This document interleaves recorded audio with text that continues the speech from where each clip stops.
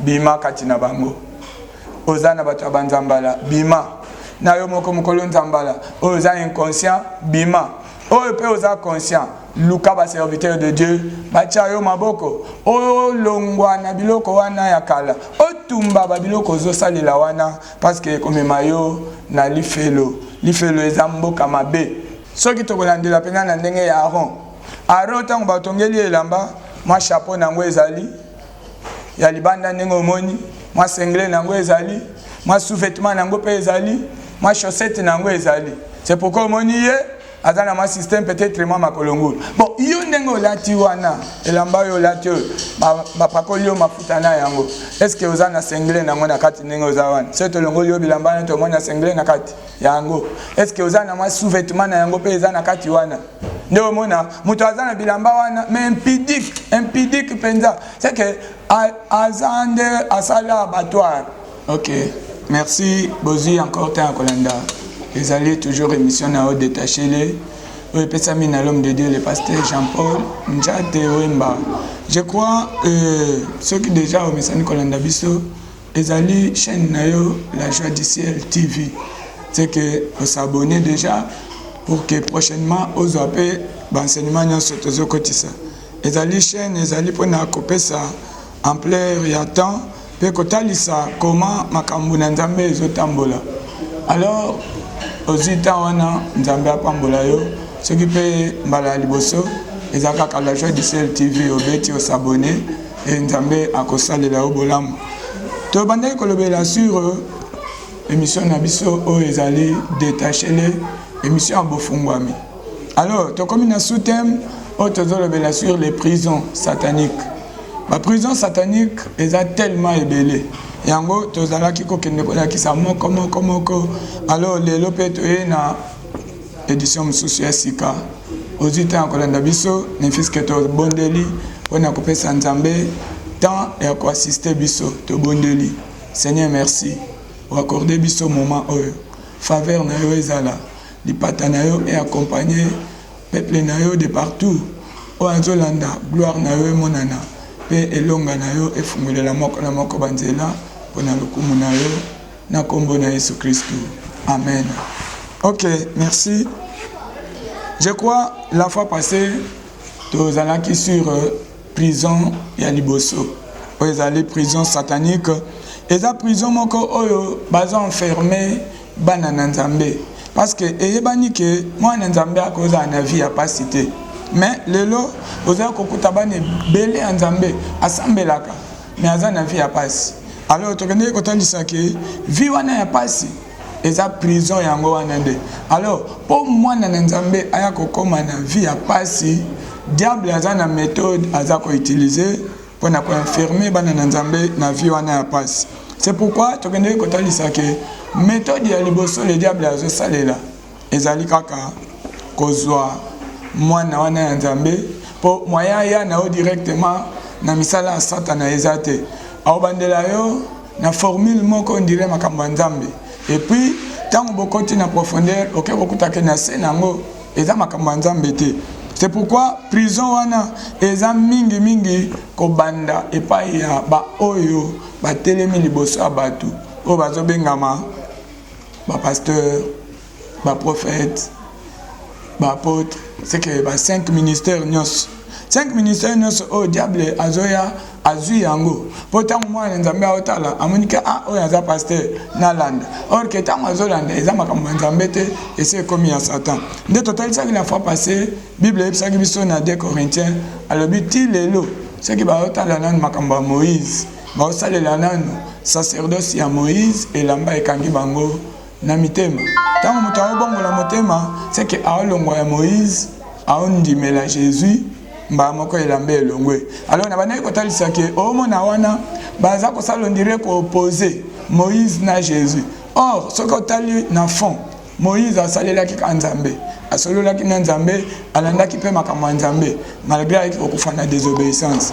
Jésus azape nzambe yende nzambe biso tozo salela. Alors lelo tant verset wana ezola kisake ti lelo soki ba otanga nani makambo Moïse elambe ezokanga nelongi. Eza juste pour na kotalisa ke baza ko opposer Moïse na Jésus. Pourquoi? par rapport à ma sacerdoce. C'est pourquoi le diable a enfermé moi dans la prison. C'est que un système et un sacerdoce à Kala. Lévitique, n'est total ça qui la fois passée. Et tu connais comment moi Nzambe a ensemble la Bible et le Mabok, mais a prisonnier à Satan. C'est que le système a utilisé sacerdoce à Kala. Tout le monde qui n'a pas commis Bible et lobby, sacerdoce est changé. Le cas la sacerdoce est changé, nécessairement pas mauvais qu'il faut changer. Alors, les lobans Nzambe, belé bazaba prisonnier, azana katia makamu Nzambe, croyant qu'il y a zo sali Nzambe, mais aussi longtemps qu'il y a abonné na sacerdoce à Kala, makambo ezo kende ko beba. Yango totala ki to bandaki ko expliquer sacerdoce à Kala. Ezali ba sangisi yango nyoso ba bengi yango les rites de Moïse. Makambo Moïse azalaki ko salela. De façon que lelo, ce qui muto akanga manana na ko salela makambo wana ya Moïse, aza prisonnier sans le savoir. Au surtout kaka clairon ebeti azu place te na lola. C'est pourquoi tokende ko talisa sikoyo les rites de Moïse, rite ya liboso totalaki que Moïse pour enrôler mutu na musala Nzambe, il faut eloko ya liboso apesa eteni elamba o babengi yango abi sacerdoto bamsusu babengi yango abi sacré. C'est que o ezali batoge banzambala babiloko nyonso wana. Alors lelo tokosa yela yango lisute. Pourquoi? Parce que au moni balobi ceux qui ozotanga Moïse ti lelo elamba mwindo ekangi na motema. C'est que tant muto osalela biloko wana aza en dehors makambo na Nzambe. Dis-moi à Simbi Bible à cause de la peine église. Yango total ça qui va verser nyonso noir sur blanc. Tu connais comment on a que Kala Moïse pour enrôler mutu azola tisaye lamba. Mais sika na sacerdoce ya sika Jésus pour enrôler mutu. Ezate ki azola tisaye lamba. C'est que mutu yo aokota na musala Nzambe lelo aolata elamba te mais il faut l'attendre Jésus. Je crois tout temps qui verset na Romains. Ceux qui obéissent la joie du ciel TV ou anakaka émission passée au colanda d'enseignement on a passé. Les lotoye pour n'a quoi ajouter moi quelque chose. Tout mon aïe que tant mutu Nathan Moïse azola tabilamba wana 7 jours après mutoyo avant azana sacrifice oya osab. Alors toujours qu'on rapidement dans ma commis. Total un peu comment ça s'est passé. Aujourd'hui, dans Exode, chapitre 29, dans verset 31. Toujours qu'on rapidement Exode, chapitre 29, le verset 31. Alors, tu bandis na 30 pose comment forme parce que tu le dis que na 29 alobi les vêtements sacrés d'Aaron seront après lui pour ses fils. C'est que les amakamba vêtements sacrés. 30 alobi ils seront portés pendant 7 jours par celui des fils qui succédera Aaron dans les sacerdoces. Et qui entrera dans la tente d'assignation pour faire le service dans les sacerdoces. C'est que après Mutukolata Elamba 31, tu prendras un bélier de consécration et tu feras cuire la chair dans un lien saint. Lien saint ezali. C'est que tant mutu aokota na musalo azu ba vêtement wana alati. Il faut ça le sacrifice.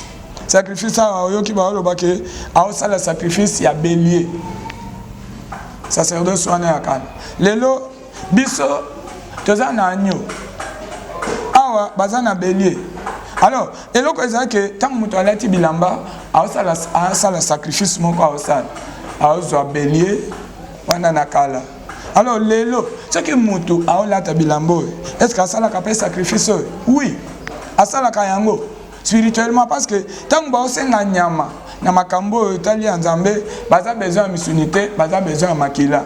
Or makila wana lelo biso tant que tu as le sacerdoce au Jésus, Aza souverain, kuna tu as la makila à Jésus.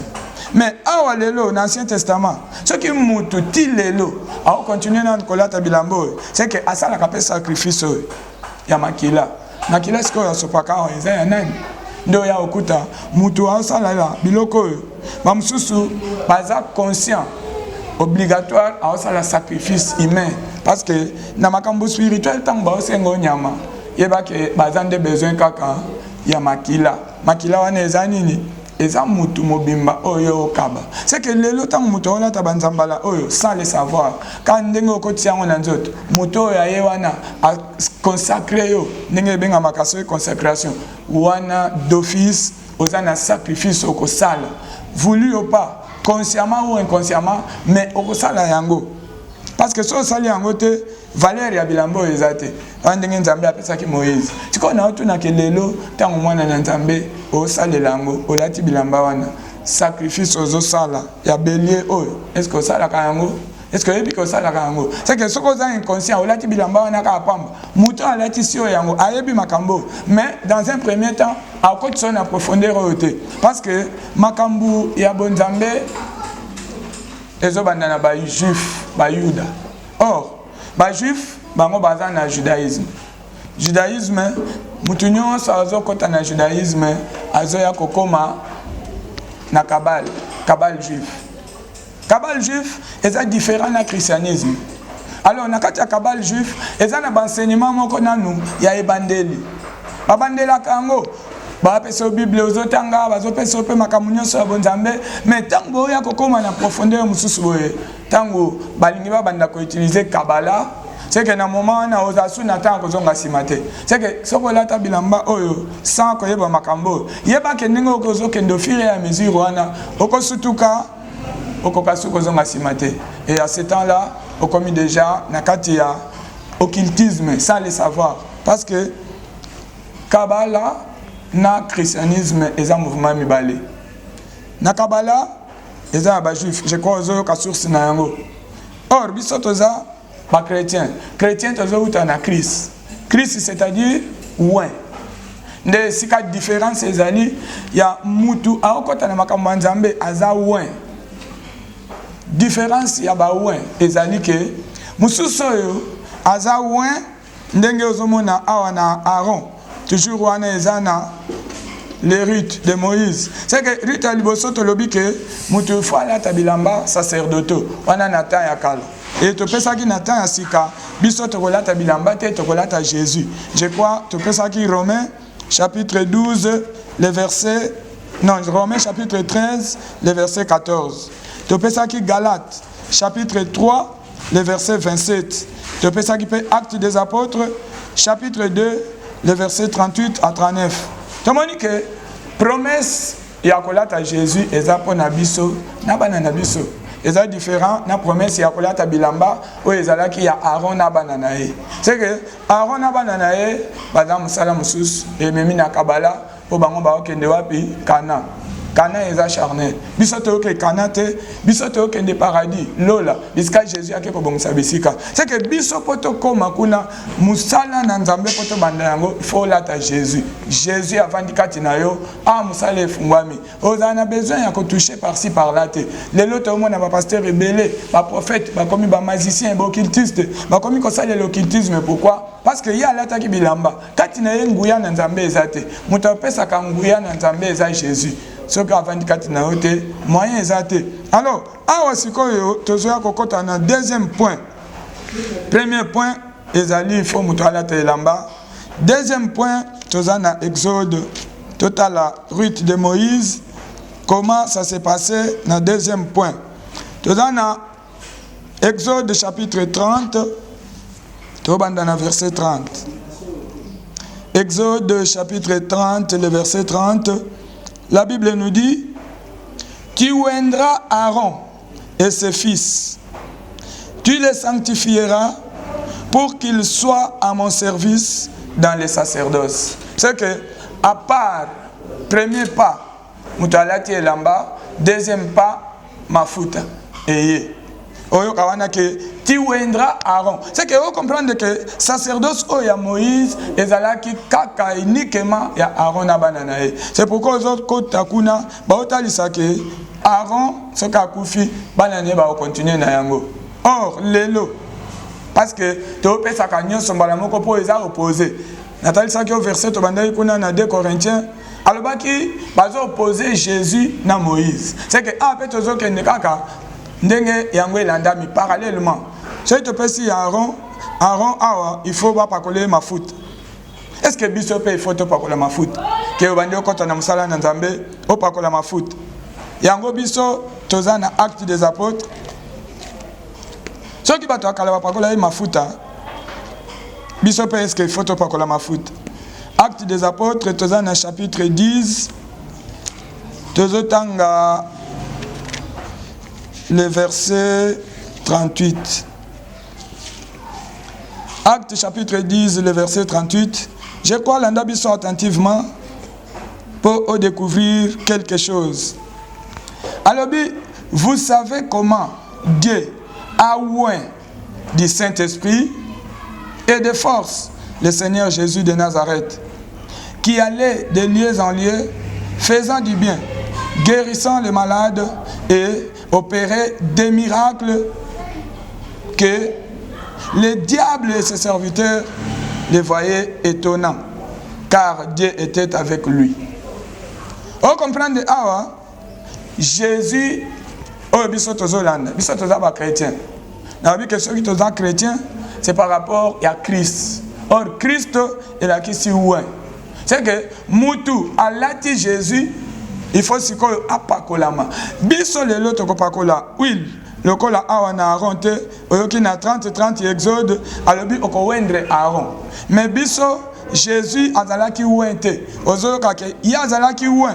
Mais onction ya azwaki, eza ya mafuta ya huile d'onction te, il a été ouin du Saint-Esprit. C'est là la différence entre nous et ceux de l'Ancien Testament. Ceux de l'Ancien Testament, bazalaki ouin na huile d'onction, mais biso lelo tozali ouin na onction ya Saint-Esprit. Vous savez comment Dieu a ouin du Saint-Esprit. C'est que lelo onction eza monimo mosanto. Eza te que mutaninga koma musali nzambe pasteur moko aye na mafuta asopeli na mutu. Mutu wapi oyo zo sopela mafuta. Parce que tango zo kota na makambo yo ya Ancien Testament balobi la mezi pio na motema. C'est que lelo za kati na musalo ya nzambe croyant que zo servir nzambe. Mena ba nzambala wana na mafuta ba opakola yo eza différent na obana na nzambe faut bazwa lelo. Alors, ceux qui au mati kama muke na Luc toujours toza na sacerdoce ya sika. Parce que wana natali sûr que opposition ezali entre sacerdoce et Akala, selon l'Hébreu hébreu, alobi que le sacerdoce étant changé, il doit y avoir aussi nécessairement changement de la loi. Loi est changée, le sacerdoce est changé. Luc, chapitre 4, verset 18. Alobi, l'Esprit du Seigneur est sur moi, parce qu'il m'a oint pour annoncer la bonne nouvelle aux pauvres. Il m'a envoyé pour guérir ceux qui ont le cœur brisé. C'est que vous comprenez ici que c'est l'Esprit du Seigneur. Il n'est pas besoin de siko. Nakala, bazala qui besoin ya mafuta, onction, d'huile. Mais nous actuellement, nous avons besoin d'onction du Saint-Esprit. C'est que tant que vous n'avez pas la mutu mafuta, ndiango zomona bato bazo salela bakabal juif. Bango, soit pas la mafuta. Obligatoire. À coloca pouvoir moko d'empreinte. Il faut abandonner ko louer, ko defa ba milimo quelque part. Ndi ango zo ya ko kuta moto. A comment occultisme e bandi ko imposer ye, o kuta mobali. Ba imposer ya banda ko bimana mibali.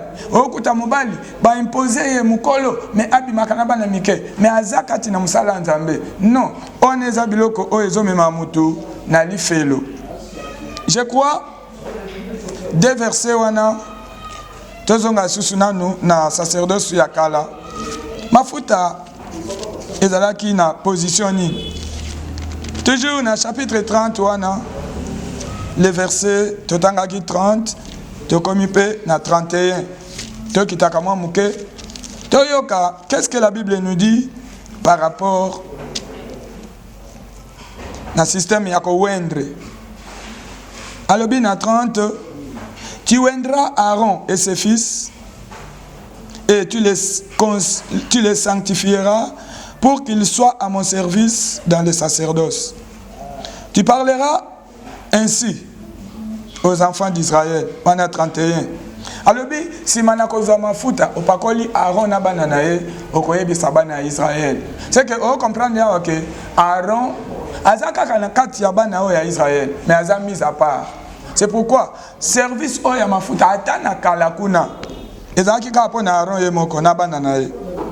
Alobi, tu parleras aux enfants d'Israël et tu leur diras, ça sera pour moi l'huile d'onction sainte, parce que vous, ça sera pour moi l'huile d'onction sainte parmi vos descendants.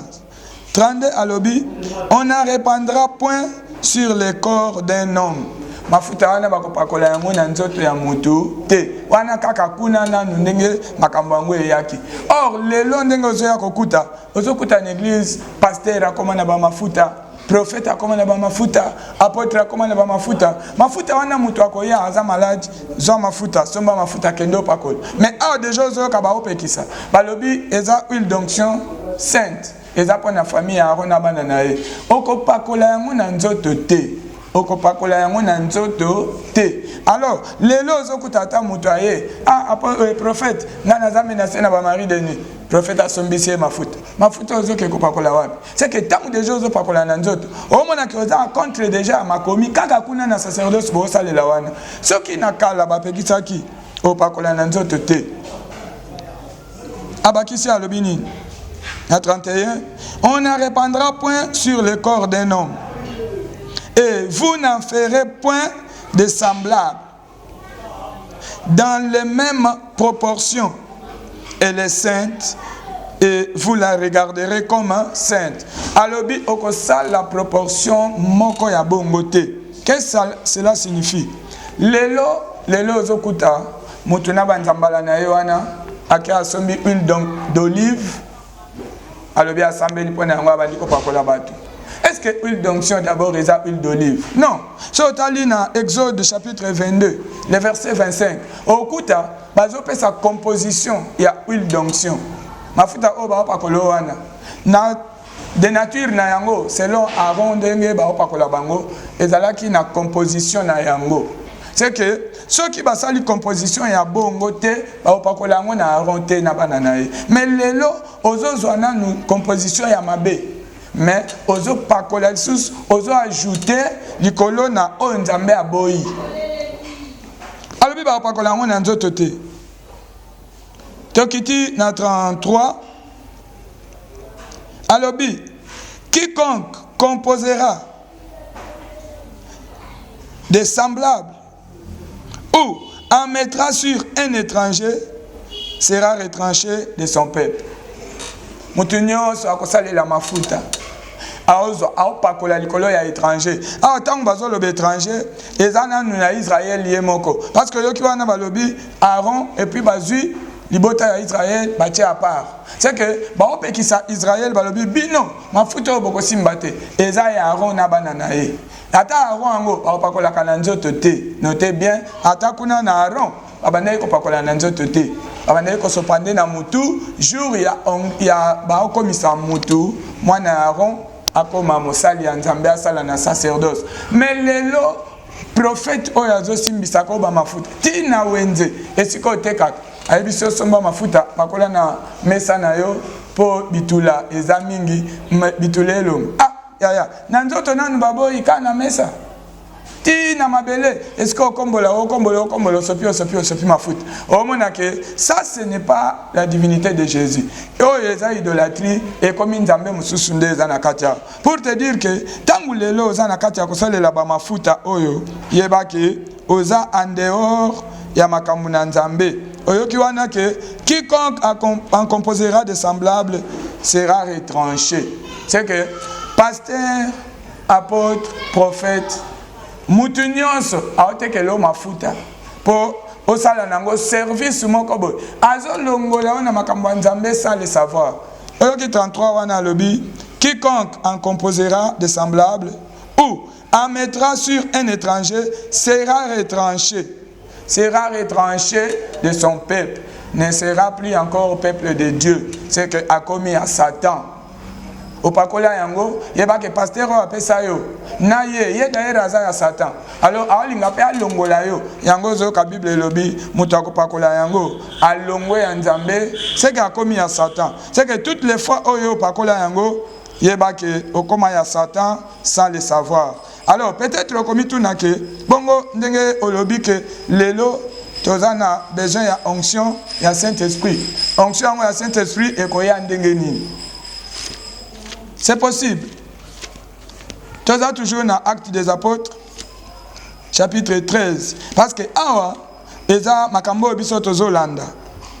Chapitre 13, le verset 23. Oyoka koma mutu onction ya Saint-Esprit et okotaye. 23 à l'obi. Toza dans Actes chapitre 13. Zoa verset tobandi na 2. Na 3, après tu as sauté.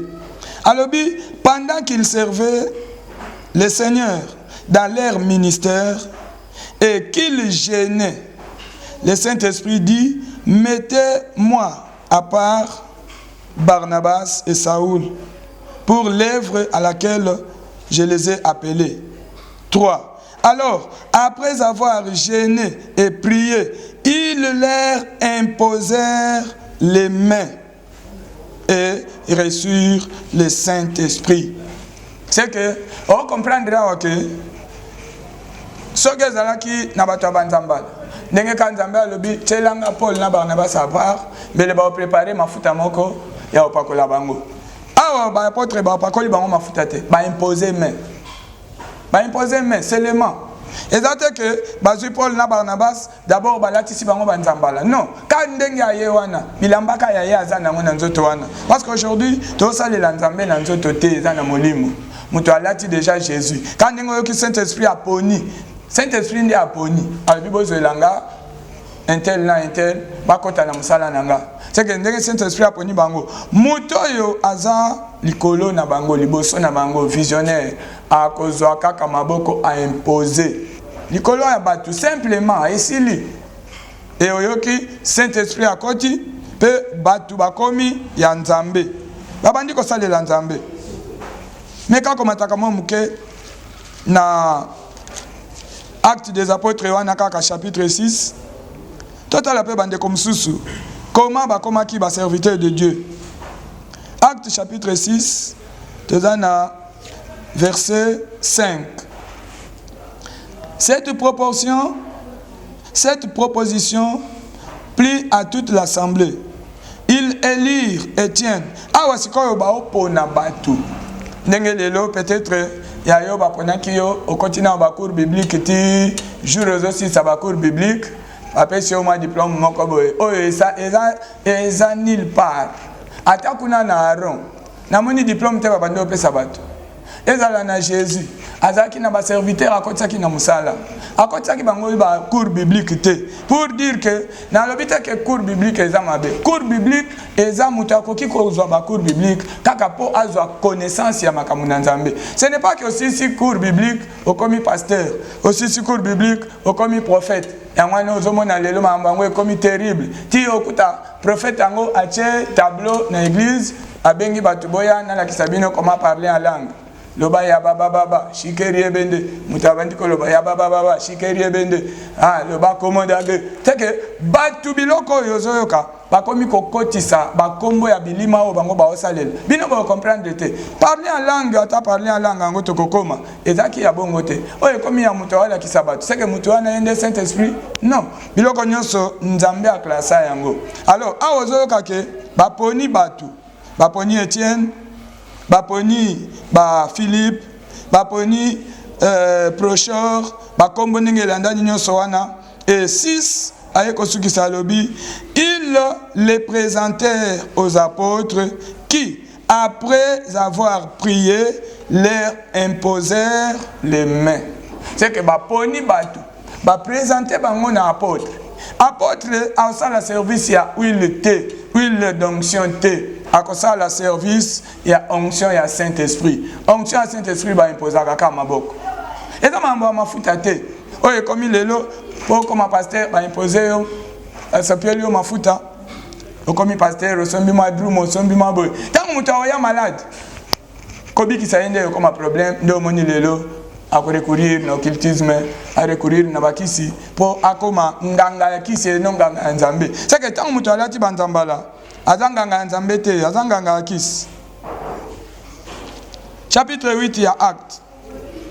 Actes chapitre 8, total verset 16 à 18.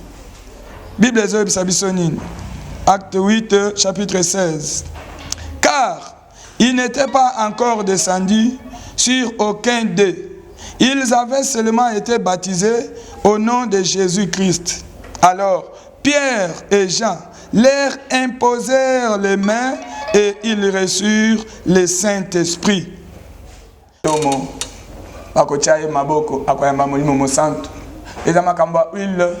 D'olive thé.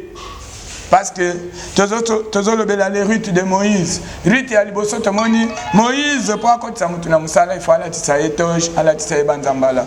Or, nyosoana, eza initiation. Début na yango yango wana. Yango wana mona kabatu. Lokola ba pasteur musuna ebi. Kala na bandai komona bango, na osepela pe na ndenge na bango à côté. Mais pendant ça la voyage à Kenda Israël, na Kenda komona ye azu baptême na mai lisusu ya Israël. C'est que baptême o ya zo ki awa. C'est important cité oh kuna zui kuna nde c'est important c'est que au mona ke muto a flotter a longwe na profondeur ya bonzambe azindi siko na kabal juif et après azu baptême ya kuna akoti abandi ko luka yesu azaki wapi banakisie tango akoti na mwakati kuna na kati eza na batu o bazo sala exotériste baza ko koti sabatu na initiation omona muto alongwa kiao azaki ko sambela nzambe ya solo mais tango ake kuna ye kozonga a changer méthode nyonso pour dire que na kati ya babiloko nyonso zomona wana nzambala oko utiliser ngo lokolo elamba simple. Mais nzambala wana eza so elamba simple te parce que au moins soki jour il y a cérémonie ya bongo ezali yeso kalati nzambala te akota te. Pourquoi? Parce que na kati ya nzambala o eza na ba signes subliminaux. Ndenge ba benga ngo ba signes subliminaux. C'est que eza ba parce que Ancien Testament ezala ki poser likolo ya ba signes.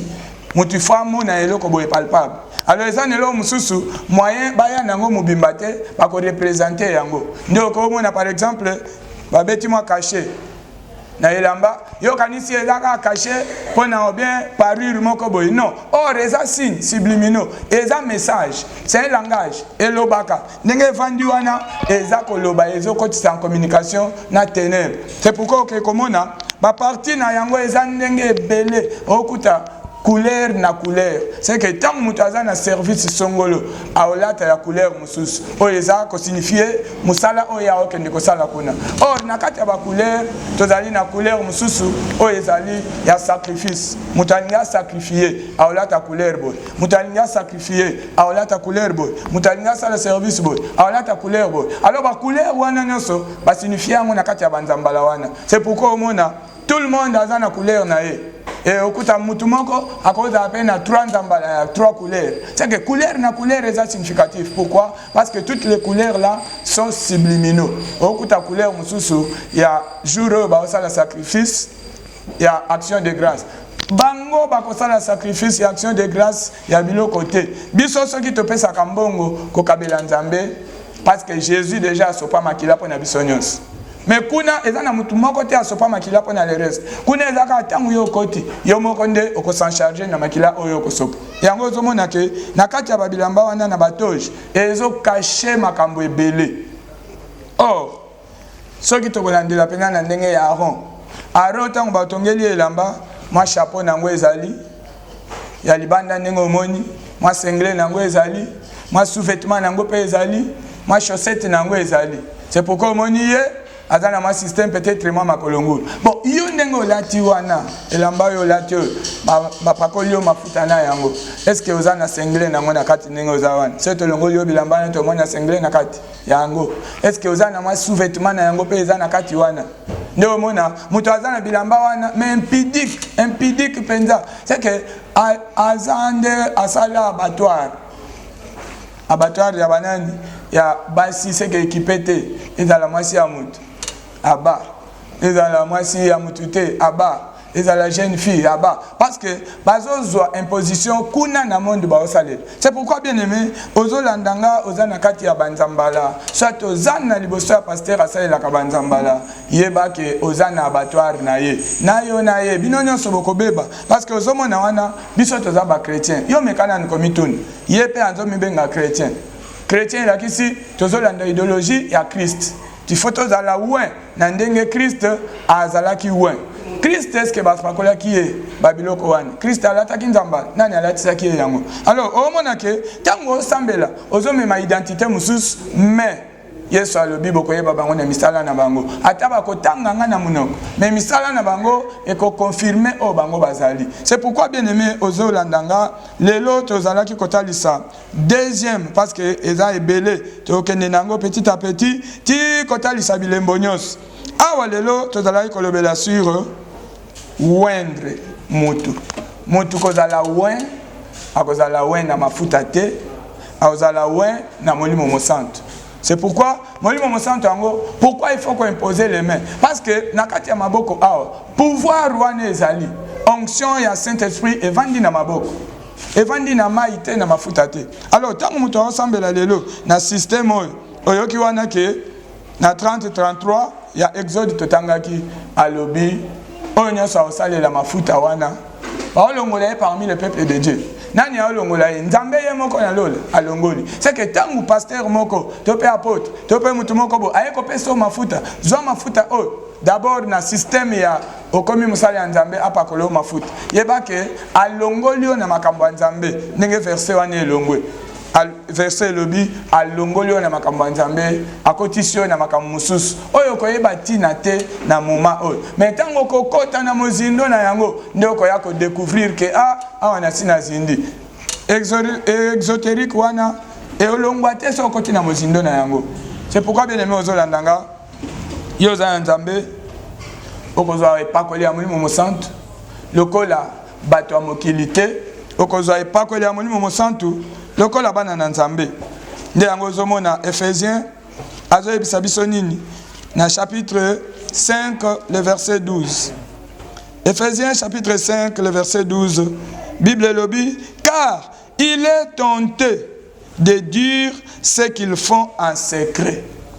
Bien aimé bato zomona na banzambala oyo bato zomona na ba service ya ba huile d'olive eza na makambu secret bazana yango soki balakisi yango nde oko comprendre mais secret wana baoyebisa yo na ndenge okoma sika boye te parce que d'ailleurs occultisme eza nini si eza oyo ezosalema en secret c'est là où secret nde esika occultisme euti c'est que baza na baréalité moko impossible caché. Alors les autres ont ba faux de sorte et dans la mususu aolata nzambala wana po aza déjà instruit ayebi ke akomi na monde mususu mais eza na mususu pe aolata nzambala po papa ne ya molimo alataki nzambala or papa na yo alataki yango eza na cause ya alatelaki yo sikoyo omonaki ka ondire elamba oyepe olati tango ozolata ka ndenge asopeli yo mafuta wana déjà afungoli yo esprit ya ténèbres et kota yo petit à petit ti okokende ko s'enfoncer yango ozoka komona ke Bible yebisi biso mobali akosambela na chapeau te mais nzambala nyonso ezalaka na chapeau kolanda ndenge ba hypocrite ba comité alati alongoli chapeau tango déjà ka olongoli chapeau c'est que forme na nzambe apesa ki pe baby po forme nzambe apesa ki ba Moïse il faut na moi chapeau na yango yo bombi chapeau pona nini na félicitaki papa mususu malgré alati yango alakisi penda identité na complète achepe na chapeau na yango bala moko azo sala pe nango kilt. Voilà un homme qu'il faut féliciter parce qu'il a de tout droit na lifelo yo ozo bomba chapeau c'est que okomi na ba sanction à 4 d'abord oza dans les faux et puis aux us chapeau lisusu bombi c'est que l'hypocrisie et puis en plus mafuta wana ozo salela et ça selon proportion na yango te. Alors nzambe azota lisake Batunion, la biloko, bamafuto, banzambala. Ce sont des prisonniers. Bazana maboko ya Satan. Parce que thème nabiso tozo parler ezali prison satanique. Alors prison ya liboso satanique tozo talisa yango. Parce que moi na nzambe avant ya kobeba, il faut ebandeli déjà beba. Pour moi na nzambe akoma na niveau ya kobeba, il faut ba o bazo kambaye na bonzambe bazala ya kobeba. C'est pourquoi moni tango zolanda ba o bazala ya kobeba, yeba ke yo po kobeba kaka. Ndoyo ki Jésus a lobi sortez du milieu de. Ozolanda biso wana pour te dire que tango za liboso ya mutu azana banzambala. Sortez. Pour bientôt Jésus azoya. Kozonga Jésus aozoyote oza peuple na yete, oza prisonnier à Satan. C'est pourquoi moni batu nyonso wana ya kala. Banda Moïse, banda d'ailleurs kaka Adam. Ti na mutu asuka oya kufaki Judas. Bazaki bato banzambala. Bazaki bato bamafuta o parce que bazaki na sacerdoce lévitique. Bango nyonso bakendeki na prison à Satan. C'est pourquoi oyebi Bible lobi akendeki 3 jours wana pona côté ya bango. Abimisa bango na ba prison wana. Bakomaki na ba prison wana comment? C'est parce qu'ils ont utilisé ces sacerdoces. Ndomoni Bible ezota biso pona kosukisa. Alobi na Hébreu chapitre 8. Pour comprendre comme déjà cochité, tu vas continuer prochainement, toujours n'a qu'à énumérer. Quand les rites de Moïse, les rites de Moïse, il y a un de felo. Alors, Hébreux chapitre 8, le verset 7. En effet, la première alliance avait, si la première alliance avait été sans défaut, il n'aurait pas question de la remplacer par la seconde. Oyoki, soki alliance yakala, sacerdoce ya sikawana, soki ezaki na ba défaut te, bele ba remplacer ki yango te. Alors le col va remplacer yango, c'est que ça na ba défaut. C'est pourquoi Zoyoka chapitre 9, toujours ya Hébreu, le verset 1, alobi, la première alliance avait aussi des ordonnances relatives au culte et les sanctuaires terrestres. C'est que alliance ya liboso ezaki na makambo ebele ya mabe ya ko se présenter liboso na culte. Culte tango eza ya mabe, c'est que eza ya kokamba na bato ya mabe. C'est pourquoi Nzambe azotalisa wana ke bima katina bango. Ozana bato ya banzambala bima. Na yo moko mokolo nzambala, oza inconscient bima. Oyo pe oza conscient. Luka ba serviteur de Dieu, bacha yo maboko, o longwa na biloko wana ya kala, o tumba ba biloko zo salela wana parce que comme mayo na lifelo ezamboka mabe. Ah merci. Je crois Hollandi ezali makambo yo talisa yo ke utilisation ya ba mafuta aba il faut elongwa. To komi na mafuta kaka moko molimo mosanto. Parce que tout ce que vous faites, faites-le au nom de Jésus. Mutu ote yake Yesu abikisa mais mutu aye malade olekisi na mafuta. Ah bon, c'est que mafuta zolo belande Yesu. Yesu yayo nde mafuta wana ozo pakola. Biso tozana Yesu ya bongo te. Biso Yesu c'est la parole. Ta o elobami yango nde kosala misala. O imposer main, o prier, o déloger misala à Satan et kangi bisaka ekei. Tozate ke to utiliser ba bougie, ba biloko boy. Nde ozo ka ke sacerdoce wana ba bengi yango ezalaki terrestre. Or, onyo c'est terrestre et diabolique. Oui, c'est diabolique, il faut elongwa. Bon Nzambe est remplacé. C'est pourquoi Olanda Kibiso, les alliés émissions ont détaché les Nzambe asale le bolamu. Li patanaye et landayo. Émission est détaché les c'est que fungola ye. C'est pourquoi tu as le ba prison. Nyon sozo sale la banzamba. Ozo sale la ba mafuta. Yeba ke oza prisonnier satanique. Nzambe yalo la ifwa sungayo. Olongwa na misala wana pe bolamu ekota yo. Partagez l'émission. Prochainement, tu vas continuer sur d'autres rites. Mais aussi comment parce que ça déjà na kati ya mabe. Yango outi kolanda biso okangi miso eskozali peto sambeli. Numéro na biso ezana sewana. Je crois ezali 00243 99 140 56 36. Ezana numéro à WhatsApp. Ok, okangi miso to sambeli peto monani prochainement. Nzambe monene pe malamu. Yesu olingi muto abeba te. Yango kitaki olandi tina ba o bakona mai déjà ba prisonnier ya Satan. Olandi bango tina mabele obimisi bango. Opesi biso makoki lelo ya kotalisa makambo epa na libota na yo. Po ete tolongwa na misala ya mabe. Tolongola mabe pembeni na biso. Tokota na bolamu nde yo Yesu.